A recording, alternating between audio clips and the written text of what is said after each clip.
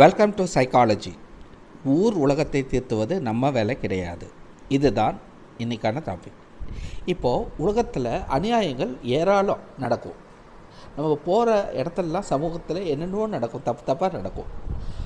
அதை பார்த்துட்டு நம்ம ஊரை திருத்தணும், உலகத்தை திருத்தணும்னு இறங்கிடக்கூடாது. அப்படி இறங்கிட்டோன்னா நாம் நம்ம பாதையை விட்டு இன்னொரு பாதையை செல்கிற மாதிரி ஆகி நம்ம குறிக்கோள்களை, நம்ம எய்ம்களை, நம்ம சாதிக்க வேண்டிய விஷயங்களை இழந்து விடும்.